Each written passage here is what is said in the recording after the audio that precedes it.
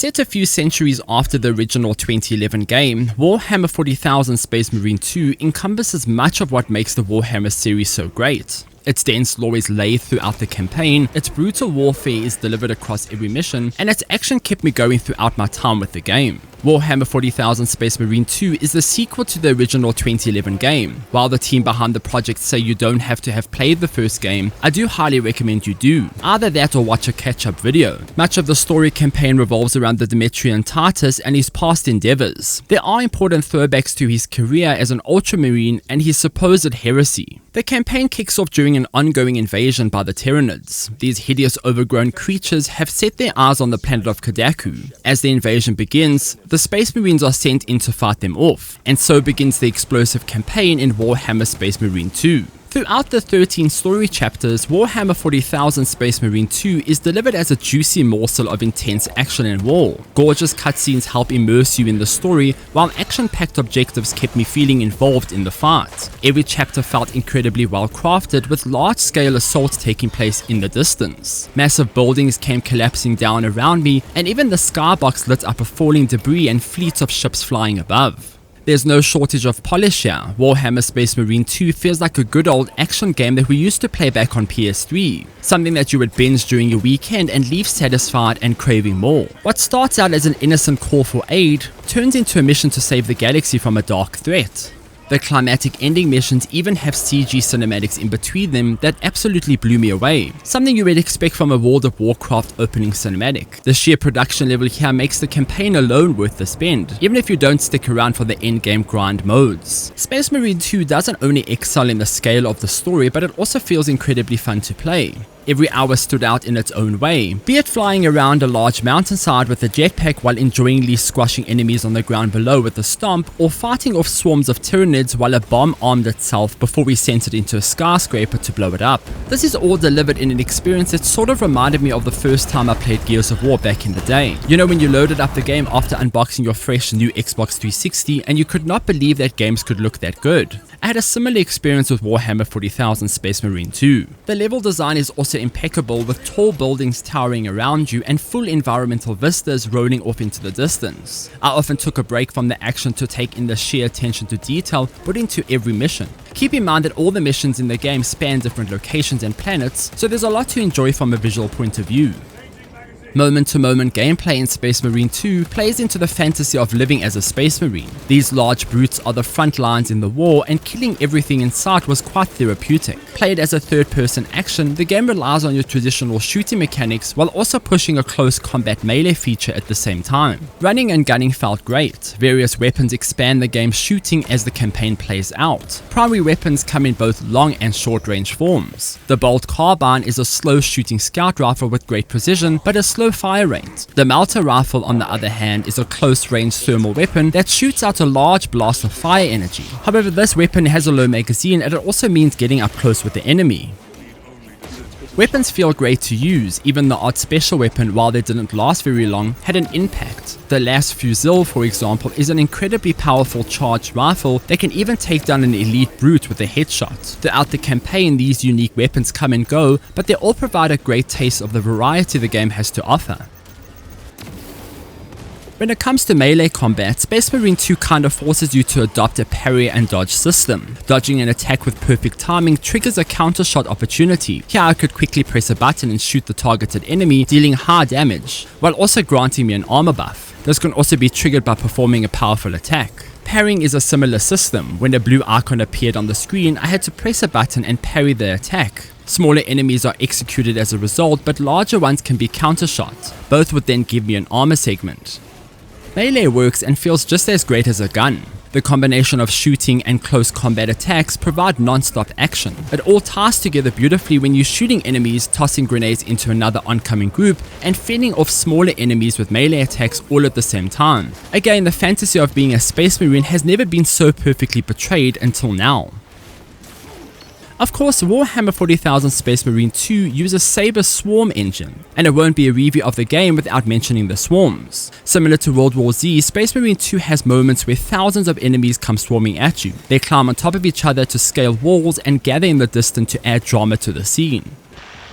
These scenarios aren't used as often as World War Z, but when they are, it provided ample fun fighting off literal swarm of aliens. I'm actually glad the system wasn't overly used because if you ask me, the Tyranids stacking on top of each other to scale walls felt a bit out of character. They are aliens with sharp claws who can easily just climb walls anywhere without the need for a ladder of Tyranids to do so. There's also another enemy type in the game and this feature just doesn't work at all for them, but thankfully there's no scenario where they did use it. Granted, if you have played other third-person action co-op shooters, Space Marine 2 doesn't really do much different. The mission-based gameplay revolves around doing something, shooting stuff, moving to the next objective, and repeating the process. Along the way, you'll get new guns to change to, medical stims to refill your health, and listen to radio chatter about the war.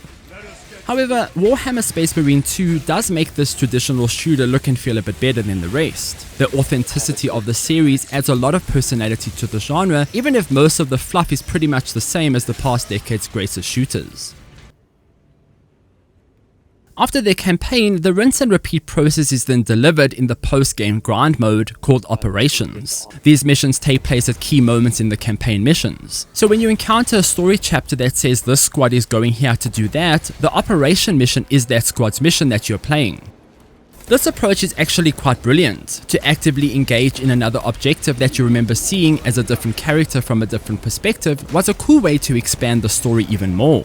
Operations is where you'll spend most of your game time if you're dedicated to the grind. With 4 difficulties and 5 classes to level up, it will keep you busy for a long time. These 5 classes all come with their own good and bad. Each also includes their own unique ability. The Heavy class, for example, can summon a shield and deflect range attacks. The Bulwark can drop a flag and grant armor to his teammates inside of it. The Vanguard can then launch himself towards enemies and deal heavy damage.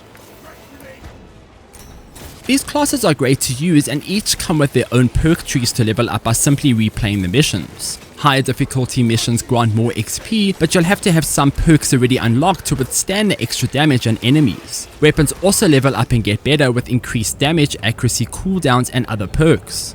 With all this in mind, Operations has a lot of life to it if you're ready to replay the same 6 missions over and over again.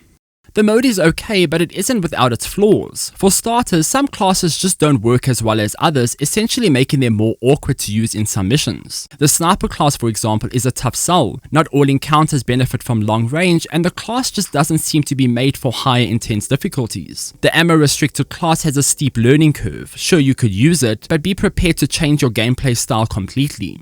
The melee classes are also a bit squishy and often feel useless during heavy swarm encounters. They can just shoot with a pistol while the enemies scale the walls around them. I also felt that at times when overrun by a swarm, melee felt unreliable as enemies could easily spam attack you. Secondly, the 6 missions are just that, just 6 missions. This experience will grow tired very quickly in my books. Perhaps 10 missions would have offered a bit more excitement here, but I just can't see myself loving the same 6 missions for the next 3 months while we wait for a new mission. Especially given that every class and weapon will require playing these missions a few dozen if not 100 times to max out perks and abilities.